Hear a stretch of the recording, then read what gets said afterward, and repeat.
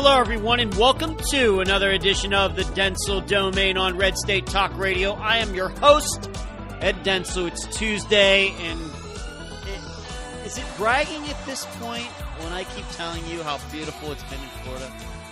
I can't remember maybe a week, 7 days in a row where the weather has been absolutely perfect. It's like whatever, if you're like in Maine and you think of what is a great Florida day like, this is what it's been like for like over a week. I know they have flooding in Texas. I know I've been seeing my editor, the woman I work with on my book. She lives in Colorado. They're getting feet of snow. Here in Florida, it's been in the high 70s, maybe 80 degrees at night, low 60s. You get that breeze going. I'm just going to keep bragging until it's not that way anymore, until it gets steaming hot and it's here in July and you don't want to go outside. But until then, I'm going to keep bragging.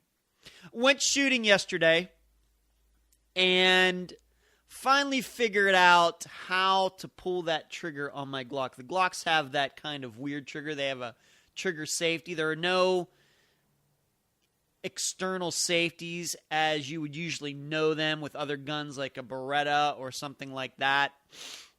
The only safety, quote-unquote safety, a Glock has is on the trigger.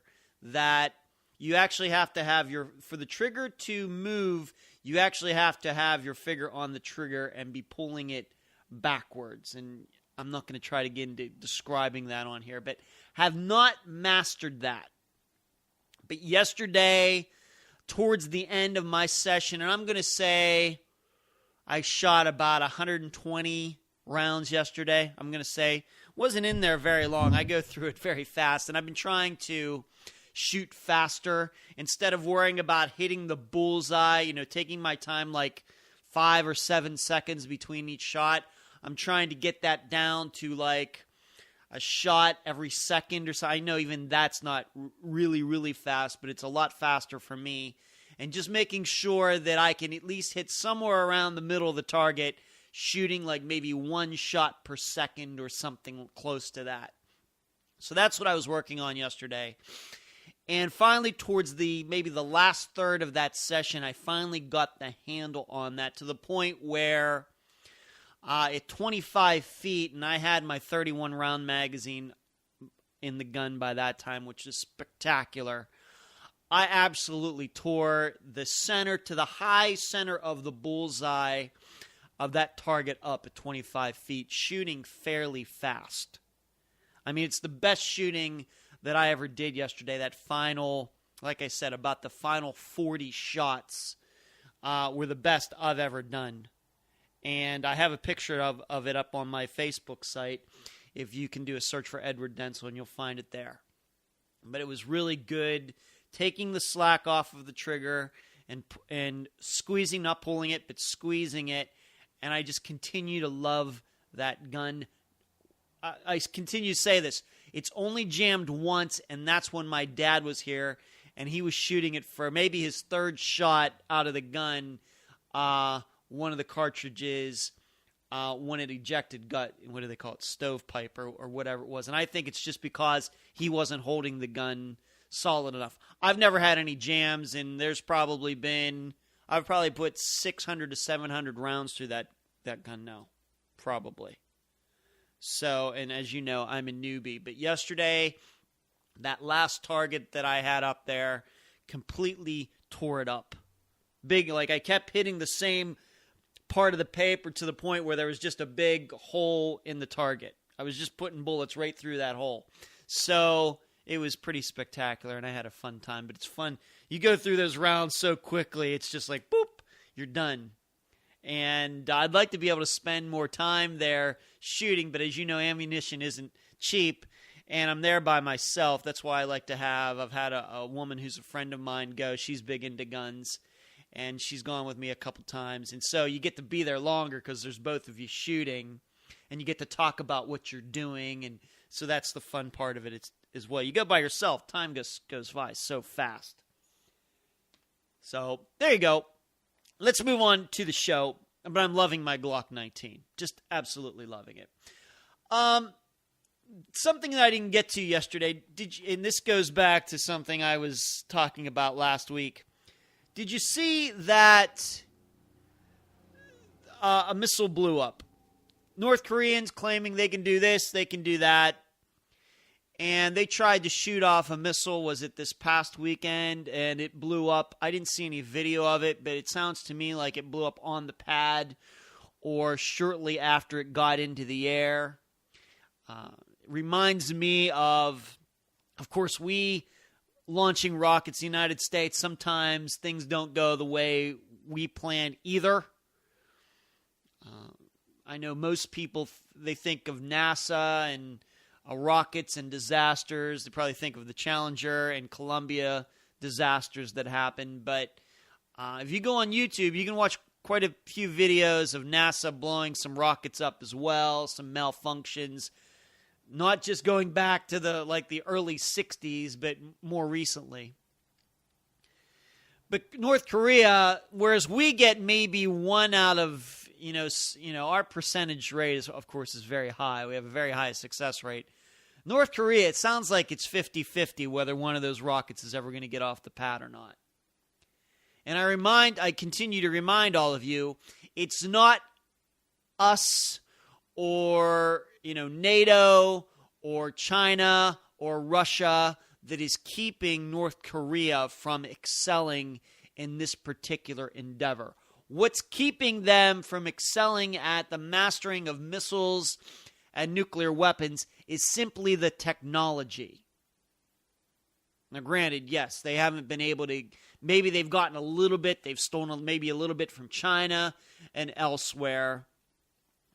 But luckily, there have been enough countries who hate the North Koreans that they don't allow them to get the technology because they're afraid of what will happen if Kim Jong-un were to have his hands on nuclear weapons. So they have to kind of figure it out on their own, and they're still trying to figure it out. So I guess you could say we're stopping them, but we're not really stopping them. Really, the technology is what's keeping them from becoming a nuclear power the way we understand nuclear power in the 21st century. That's alarming. I said that last week, and I'll continue to say that until it's not the case anymore, is that we as the United States, we haven't done enough. Of course, the Chinese haven't done enough.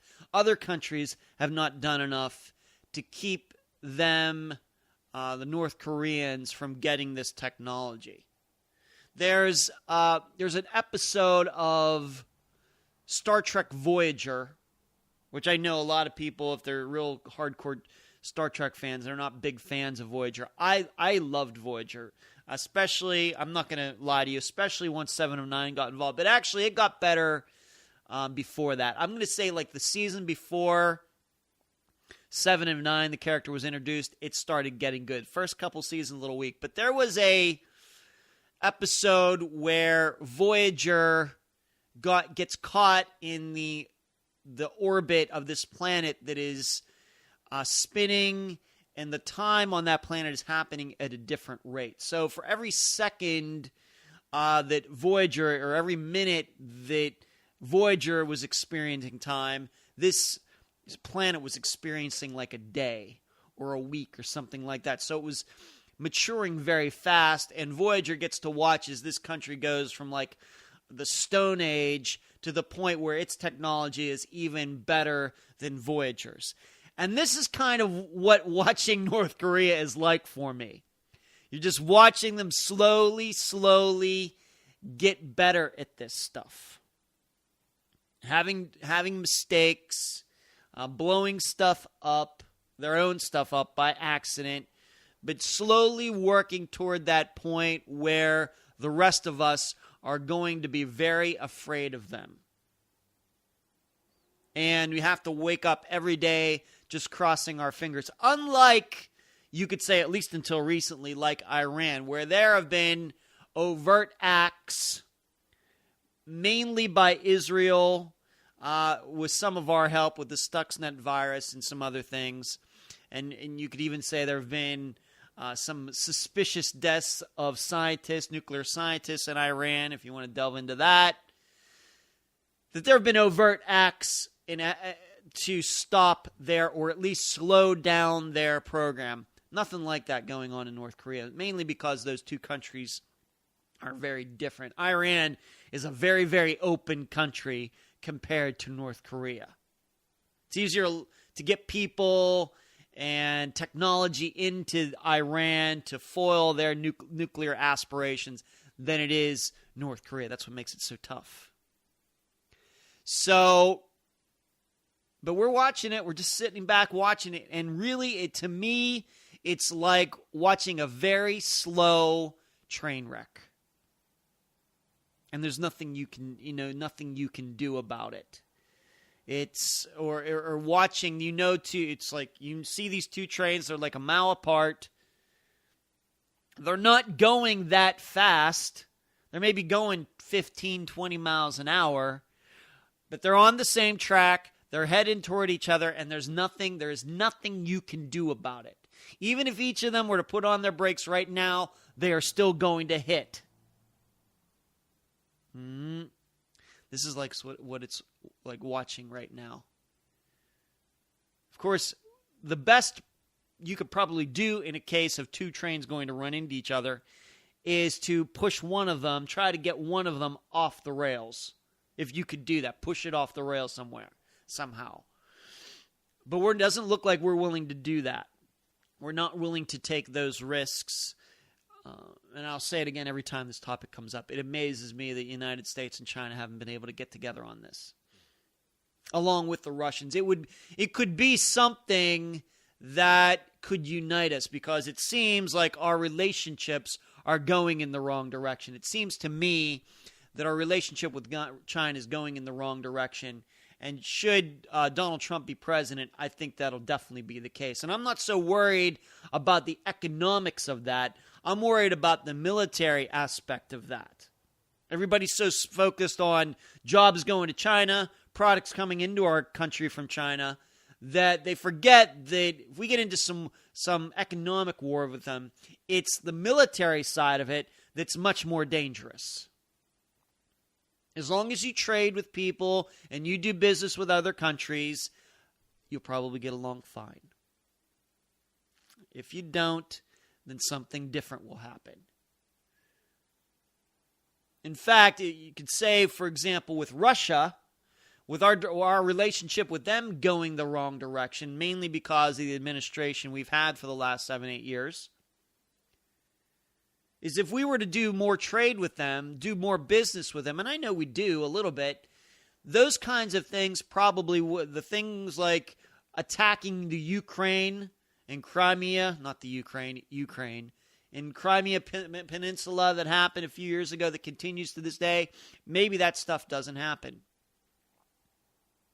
It's not a coincidence that as soon as China's economy started to take a turn, and it continues to take that turn in the wrong direction, not slowing down as many people thought it would, but it's hard to say because they doctor their numbers as well as any country in the world. It's not a coincidence as their country, their GDP slows down, that they get more militarily frisky.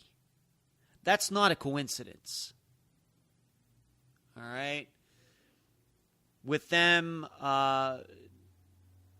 building that island, putting military jets on that island, trying to take over the South China Sea. Just because it's called the China Sea doesn't mean it's China's. We have a Gulf of Mexico. Does that mean it's Mexico? Does that mean that Mexico's Navy can just control the entire Gulf of Mexico? Of course not. Just the name. That's it. Just a name. So they're doing that. Same way with Russia and these flybys. As I've told you, I don't know what to make of these flybys. I don't think they're as big a deal as other people do in Russia. But to me, you could say that it's not a coincidence that as Russia continues to struggle, being that the oil prices have been down. Granted, they're back up to about $40 a barrel today. They were down, if you remember, into the high 20s not so long ago. But Russia relies on oil exports to keep its economy going, to keep its government going. Suddenly, as their economy, once its economy starts to take a little bit of a crap, what do? Start getting a little militarily frisky as well. These are not coincidences. And in fact, I think that if you were to look at history, you'd find that wars and these things are preceded by bad economic times. I guess you could even go back to World War II with Nazi Germany. That economy being trashed. Hyperinflation, and suddenly the Nazis are going into other countries. We need some living room. That's what they wanted to turn Poland and Eastern Europe into. Wanted to give room for the Germans to spread out. So, but North Korea, I anticipate that country being, if I live to be 85 years old, I anticipate that country being a problem from now to the day I die. And it's only going to get worse. And if the leaders of the world, I don't know how they can be comfortable just relying on the difficulty of the technology as being the obstacle to North Korea becoming a true nuclear power. There has to be some human intervention in this at some point. Because sooner or later, they're going to figure it out. They are. And once they do, well, that's bad luck for the rest of us. Let's move on to something else. I did not get to comment on this last week. This has to do, and the reason I'm bringing it up today is because Donald Trump once again said something that's very stupid. He called 9/11 7/11. I don't know what to make of that. Now, let's go back to last week. It was, the beginning of last week that he was in my home city. I guess you could say my home city. I didn't technically grow up in Pittsburgh, but probably a city that I'm as familiar with. I think Las Vegas. I'm actually probably more familiar with Las Vegas, having lived in Las Vegas for 13 and a half years, more than I am familiar with Pittsburgh, in that I didn't actually live in Pittsburgh, even though I lived in Western Pennsylvania for almost 28 years. But being that I lived in Las Vegas for 13 years, you tell me a major street in Las Vegas, I've probably been on it, and I know exactly where it is. Pittsburgh, you start telling me like some of Shenley Park or something like that. I know I was probably there once. Couldn't tell you where it is in Pittsburgh. I know, of course, the Golden Triangle. I know how to get my way around Pittsburgh, but I know Las Vegas much better.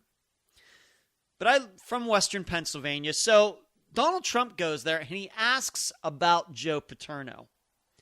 Now, I see all of the stories about how stupid that is, and he acted like Joe Paterno was still alive. Joe Paterno being former football coach for Penn State. And that in and of itself was weird. Now, of course, his spokesman, somebody got out there on Twitter saying, well, to clarify, he was asking about what's going on with Joe Paterno in that statue that was up commemorating him, and then it was taken down because of the Penn State scandal with Jerry Sandusky and all that. Do you really believe that? See, I don't. I don't. I think that there was something going on in Donald Trump's head. Maybe he just didn't realize that Joe Paterno was dead, and now, of course, he can't come out and admit that. And then a week later, calling 9/11 7/11, it just coincidentally is the name of a convenience store chain, the largest convenience store chain, I think, in the world, is weird to me as well. So is he losing my mind? We'll get to that in a second. I want to get back to this Joe Paterno thing. Well, him bringing up Joe Paterno and acting like Joe Paterno is alive is one thing.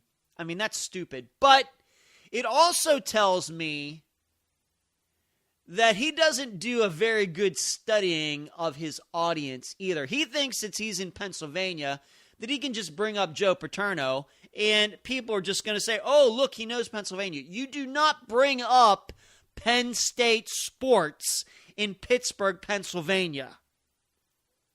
You just don't. All right? That's like just because you're in Florida, you bring up the University of Miami when you're in Tallahassee, where Florida State is. You don't do it, or the opposite. You're in Miami and you ask about Florida State sports while you're in Miami. You do not do that. Truth is, Pittsburgh is nowhere close to State College, where Penn State. It's like a 2.5-hour drive at least. Everybody in Pittsburgh are University of Pittsburgh fans, and University of Pittsburgh and Penn State are arch enemies, arch rivals, whatever you want to call them. In fact, I'm looking forward to this year. They're going to be playing football against each other for the first time in several years. Now, who kept that from happening? Joe Paterno did. Joe Paterno didn't want to play. He just said, I'm not going to play him anymore. So there's that. But Donald Trump goes to Pittsburgh and starts talking about Joe Paterno. It's funny to me that nobody caught that part of it. They caught does he still think Joe Paterno is alive part? They missed that he didn't know the audience that he was talking to. Once again, this goes back to details. This is why I continue to tell you that this man is lazy. He's disingenuous. He doesn't care about details. He's all about stereotypes, all about generalities, doesn't want the specifics. You know, if you go to Pittsburgh, you don't talk about Penn State. You want to go to State College and do a rally there and bring up Joe Paterno? I get it. I don't like Joe Paterno. I don't like Penn State. I'm a University of Pittsburgh guy. But if you want to do that out there, I understand. You go to University of Pittsburgh, or you go to Pittsburgh, you talk about the Steelers, you talk about the Pirates, you talk about Tony Dorsett, you talk about Dan Marino, you talk about all these other guys and athletes or coaches who are from the Pittsburgh area, Mike Ditka, Dan Marino, Joe Namath, Joe Montana. They're all from the Pittsburgh area. Why not bring that up? No, he has to bring up Joe Paterno. I'm hoping that he actually lost votes because of that. Now, they did talk, as you know, I've told you, I listened to Pittsburgh sports radio. The sports hosts in Pittsburgh had some really good laughs because of that. Now, I know none of them like Donald Trump, not because he's an idiot, because I think most of these sports hosts everywhere are liberals, and they're probably Bernie Sanders or Hillary Clinton fans and Barack Obama fans. But they had some good laughs at Donald Trump's expense when he did that. See, it's little things like that that should worry you as a Republican voter. That he goes somewhere and wants to bring up a person that isn't affiliated with that area at all. He just thinks he's in Pennsylvania. He can just bring up Joe Paterno anywhere. Which is bizarre to me. Talk about belittling your audience. Now, let's get to the point, the second, third, fourth, whatever point it would be. Is he losing his mind? Is there something going on with Donald Trump's head that he would think that Joe Paterno is still alive? And I do believe that's why he brought it up. I don't believe this after-the-fact excuse. He was being so passionate about September 11th that he called it 7-Eleven. He mentioned the police and the firemen at 7-Eleven. I'm not sure that he's losing minds. I think he just likes to hear himself talk. I think this is one of the reasons he contradicts himself so much, is that his mind registers, okay, I hear my voice I hear my voice, I'm talking, I must be doing something right. I think that's what goes through Donald Trump's head. Because he's never admits he's wrong, doesn't think that he flip-flops. He thinks as long as he's talking, he's winning. And then it's up to somebody else to try to fix it after the fact, like the Joe Paterno issue.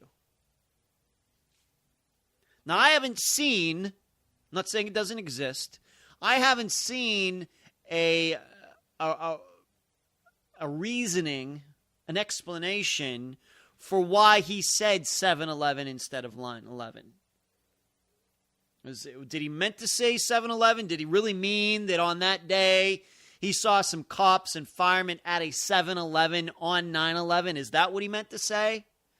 Is there a convenience store near where Donald Trump was on September 11th? Maybe. Maybe. But you read the transcript and you watch the video, and that's not what it seems like. You know what it reminds me of? It reminds me of when Barack Obama talked about the 57 states of the United States. I still to this day don't have any idea what that meant. And I don't know if they even ever came out with an explanation. Now, at that point, did you think that Barack Obama was losing his mind? No. Just a slip up of the words. Who knows? Maybe tired or whatever else, but get September 11th wrong, really? Especially after you're a New York guy, you were there on September 11th, and you get the date wrong? You know, I think about this, and I'm reminded what people are saying about Hillary Clinton, that she's losing her mind as well. I'll be honest with you, in that case, that I think there is something health-wise going on with Hillary Clinton behind the scenes that we don't know about. I've convinced myself of that. You know, the glasses are weird. These coughing fits that she's having, even though I know that I can get into some coughing fits when I have my allergies going on. And I'm glad allergy season is finally passed here in Florida, but because from the beginning of February to about the middle of March, it's just, I wouldn't say it's hell on earth, but it's close. And you heard me cough during the shows. I don't have a cough button to push when I do the show. But I do believe something is going on with her behind the scenes that we may never know about. My problem is nobody has been able to document. We have no documentation behind the scenes of her losing her mind and just saying weird things off camera that are totally wacky, despite there being people out there who have seen this or heard about this. Same way with Donald Trump. You know, he does a lot of interviews. Fox News, and we may get to that story before the end of the show. And I think he's a kook. I think he's weird. I think he's a bad guy. But to have those couple slip-ups, and considering how much he's doing interviews and does his shows and everything, those don't amount to much. It's crazy. The Joe Paterno mistake and the 7-Eleven mistake are weird and they're outrageous. But given the percentage of the amount that he talks, people are going to make mistakes once in a while. You could say.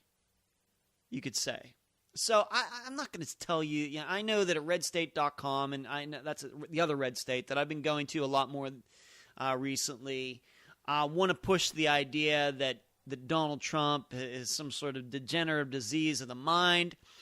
I'm not convinced of that.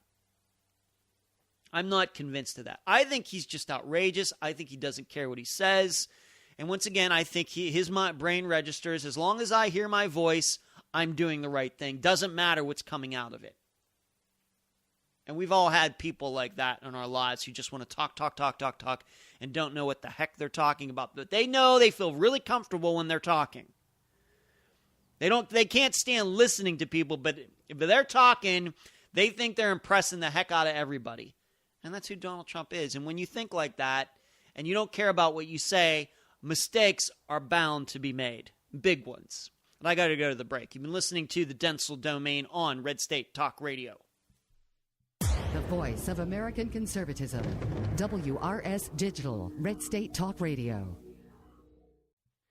And we're back at the Dentzel Domain on Red State Talk Radio. Can you believe, I just realized as I was preparing for the show, that I went through April 14th, April 15th, and then, of course, yesterday, April 18th, and never once talked about taxes and tax day.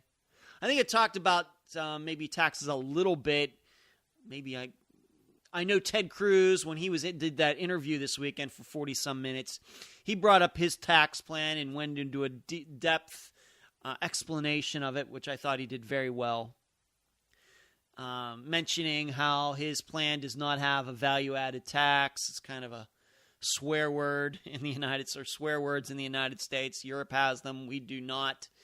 And some people have tried to portray some of his parts of his plan as a value-added tax, which they think would hurt the economy. He claims it's not.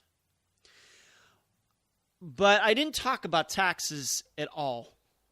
And it's amazing that they don't get talked about more. We're so caught up in all this stuff about transgendered bathrooms. And, of course, ISIS and terrorism are a huge topic. But all of these other issues that, to me, pale in comparison, safe zones on campuses and all of these things, that taxes, let's just keep it simple. We have a huge problem with taxes in the United States.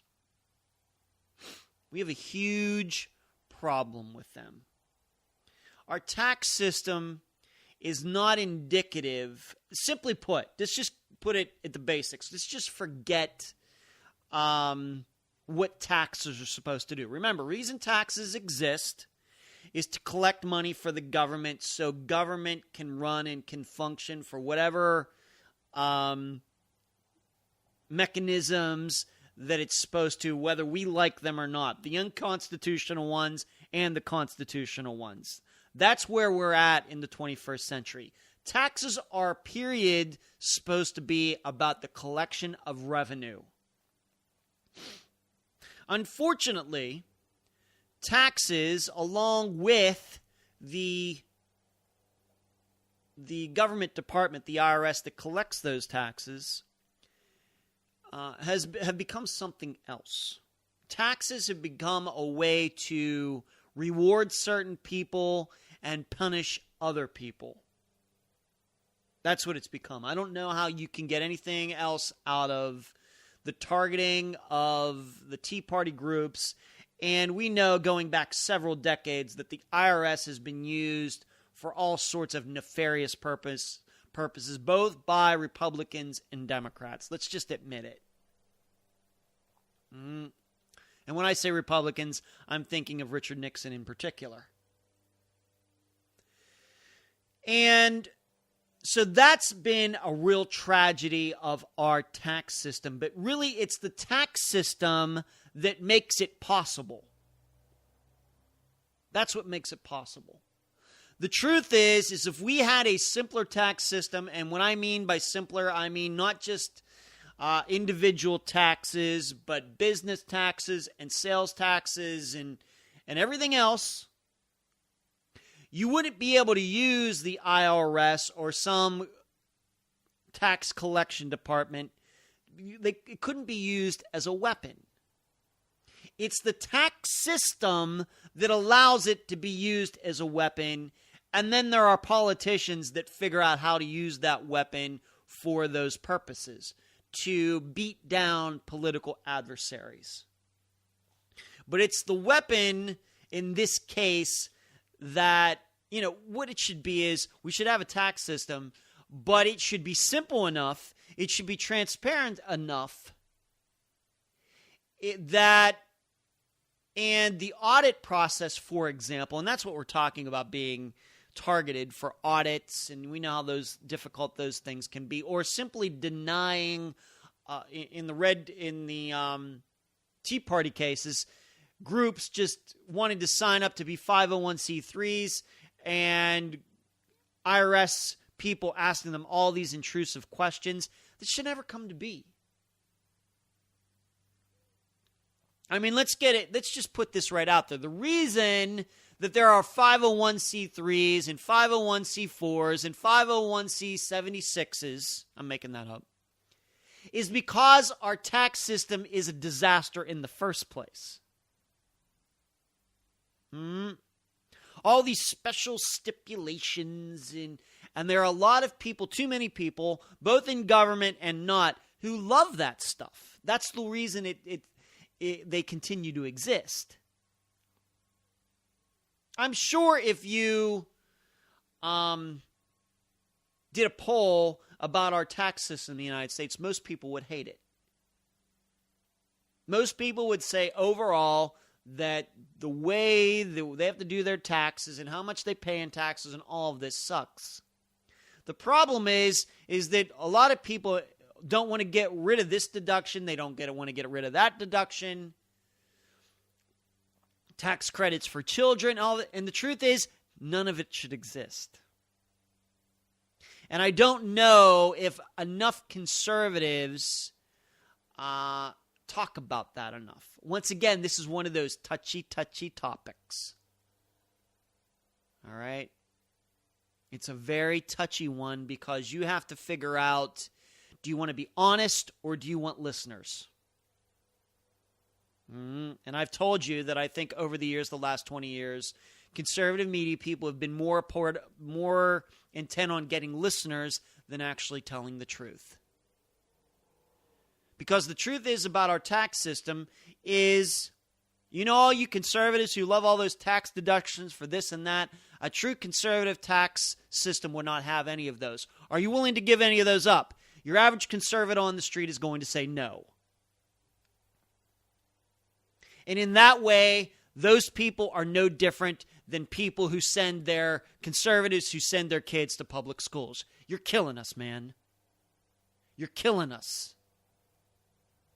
Because it's stuff like that, it's those little ins and outs and little back doors and chutes and ladders of our tax system that allow people in government to manipulate the tax system to torment certain people. This time around, it was Tea Party people trying to sign up for 501c3s. Next time, it'll be someone else. It'll be another group. Probably a conservative one. But too many people don't make that connection. They don't see all of this ins and outs and ups and downs of our tax system and filling it all out as the reason that the tax system can be used as a weapon in the first place. We as conservatives have not put that connection together. Whereas, in Ted Cruz's case, and he's not the guy who originated this has been going on for a long time. If we were to simplify our tax system and, some people talk about you just have to fill it out on a postcard or something like that, something real simple, then those things can't happen.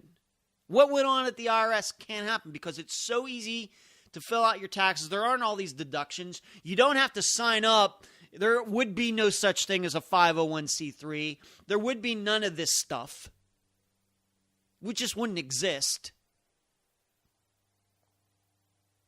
And then there'd be no weapons. There just wouldn't be anything. And remember, this isn't like our Second Amendment right to have guns. This is much different than that. Guns are made to defend people, whereas our tax system is to collect money. It's not supposed to be used as a weapon. But it is. It is. I should also say go even further and talking about corporate taxes and driving business overseas and then the policy of the United States that if a company has to pay taxes not just in the country where it exists, but also in the United States as well, which is a very rare situation. Most other countries do not have that kind of situation. If you're a company that's based in Switzerland, but you do business in the United States, you only have to pay taxes, where is it? In one or the other, not both. And I'm unsure off the top of my head which one it is. But for United States, if you're a United States corporation and you have an office somewhere else in the world, you have to pay taxes on both.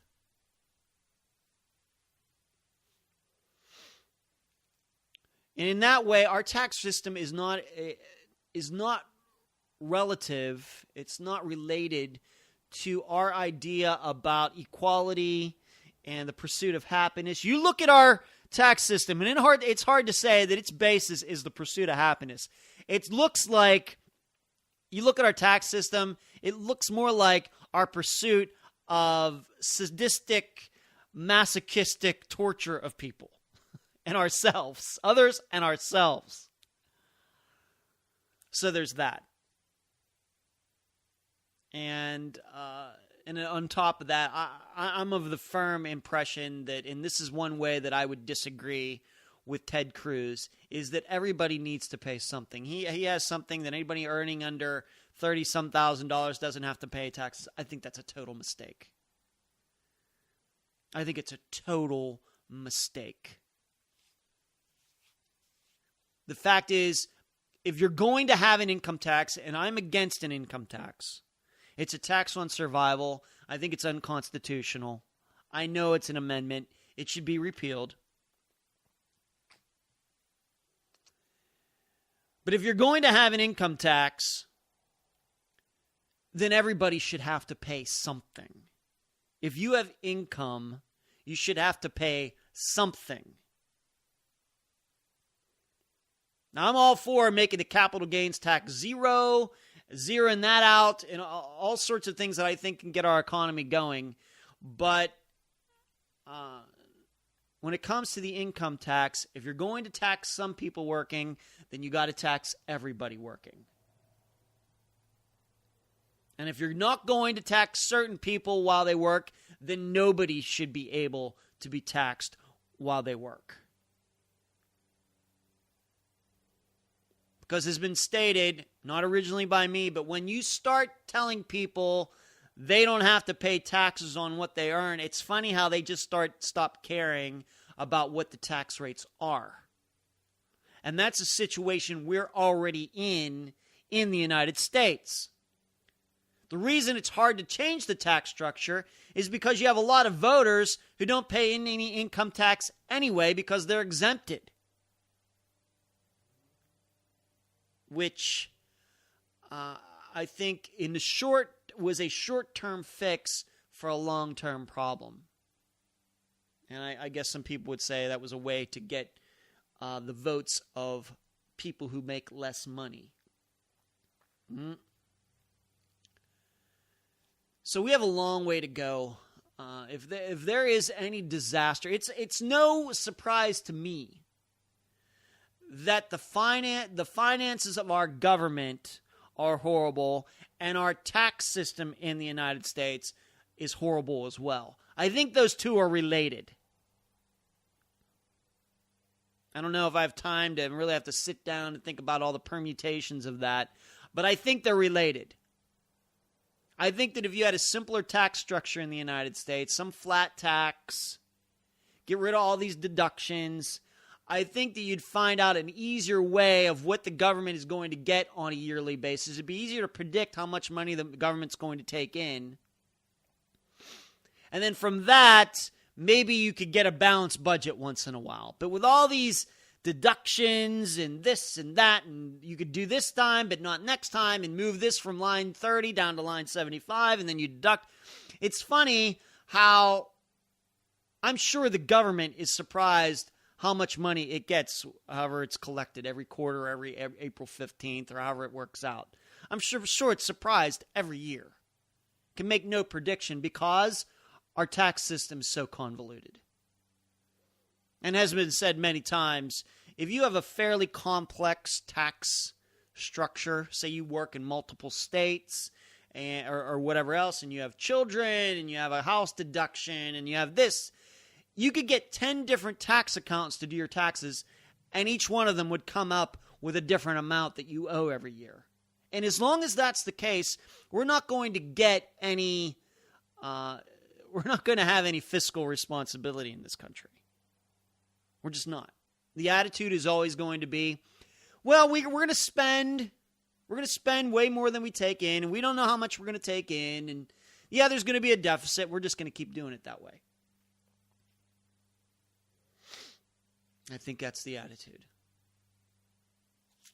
And I think, unfortunately, that our complex tax system has given people an excuse to spend badly, for governments to spend badly. I really believe that as well. And, of course, people who, of course, are dialed in, they love a complex tax system like that because they can find all the loopholes and benefit from it. That's also why the tax system is what it is. And remember, I'm talking about all of this, and it has nothing to do with revenue. That's all it's supposed to be about, but really our tax system has become, what can you get away with? What can you do? Can you do it? And our tax system causes people to make decisions, I think, that they wouldn't normally make. Because, well, I can get a deduction over here, and I can get a deduction over there. So, it's exasperating. You know what I think of when I think of our tax system? I think of, you can look this up. There is a woman who inherited the Winchester fortune. And when I say Winchester, the gun manufacturer. And she ended up having this house, I forget where it is, I just have seen pictures of it, that over the years, I think she's dead now, but she kept adding pieces onto this house at different times, like every 5 years or every 7 years, every 10 years, until it became this huge monstrosity. You'd have stairways that go nowhere. You'd have doors that open into walls. This is what our tax system is like. You had this little core thing that existed at one time, and then over the years, all this stuff has gotten this deduction and this additional tax, and this rate goes up and this rate goes down, and you keep adding on to this very small thing that was understandable at the time, but the more you add it on, the more complex and scattered it becomes. Until one day when you look at it, you figure, how did we get here? Really, if you were to look at our tax system, just come down as an alien, look at our tax system, you'd say, how the heck did these people come up with this? Well, the way we came up with it is that not all of it was created at the same time. You had this piece here, then 5 years later, some Congress thought this was a good idea, and then this got repealed down the road, and then this got added on, and that's how you get to where we are. That's why it's a disaster. So, and I have to guess it has to be one of the most complex tax codes in the world, which, once again, is the opposite of way our attitude is toward our country regarding in freedom and liberty. There's nothing about freedom or liberty or anything in our tax system. Nothing.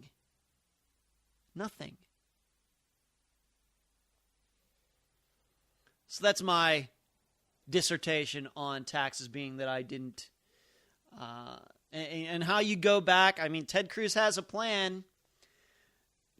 We'll see.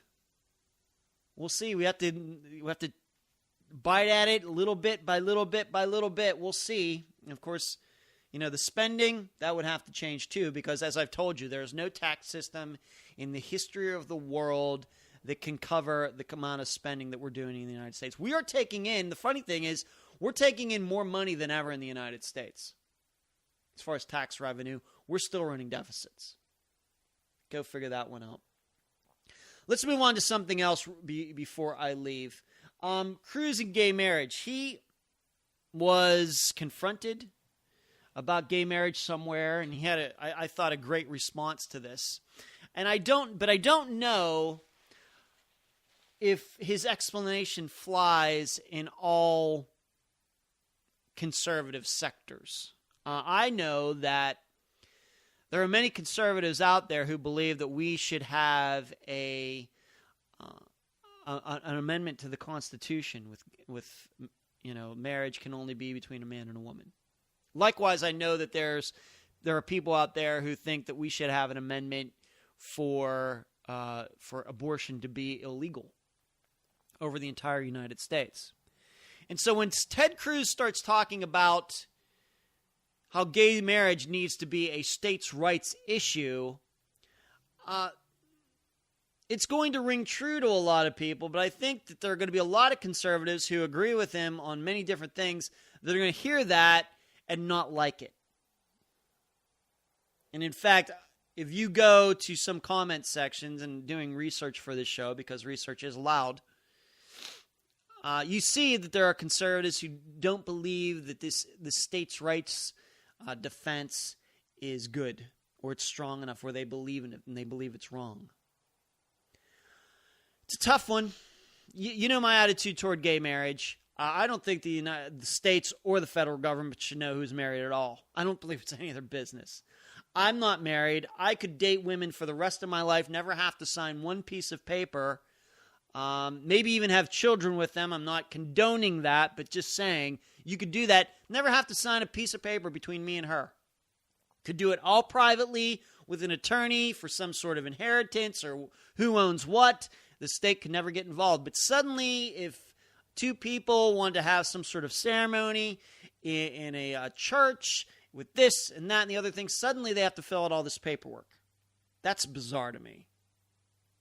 However, I will say that if that's going to be Ted Cruz's attitude toward gay marriage, then I can live with it. For now, I can live with it. And at this point, that's probably, given the attitude toward gay marriage in the United States, that's probably what I would call the safe play. Now, what's interesting is that, as I told you last week, more and more we're figuring out that liberals, they really don't believe in federalism. They believe, yes, they may look at a map in the United States and see 50 different states.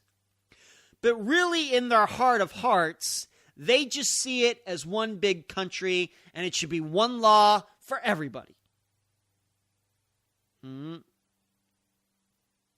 That's why when it comes to, like, for example, the legalization of marijuana, they just believe it should just be legal in the entire United States. Whereas conservatives, they're much more states' rights people, federalism people.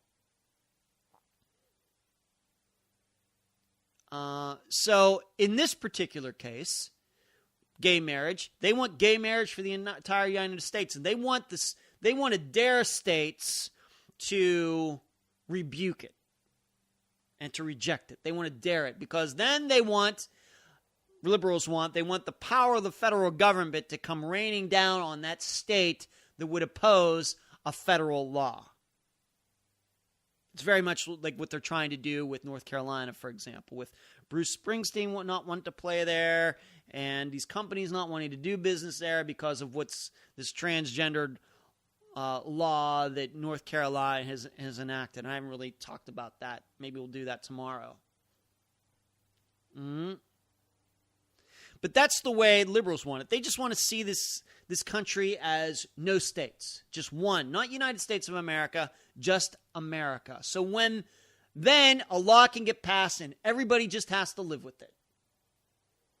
Doesn't matter that there may be large sectors of the country that oppose it for religious reasons, whatever else. Doesn't matter to them. And they want to dare those people to reject it. They don't believe in federalism. like I've been trying to tell you. But I got to go. You've been listening to the Dentzel Domain on Red State Talk Radio. I guess I'm running out of time. Can't do my whole list for tonight. But it's been a pleasure talking to you tonight. And I guess you'll hear me tomorrow night. You can email me at edwarddentzel@reagan.com. Follow me on Twitter. Dentzel Domain, all one word. No space in between. Good night.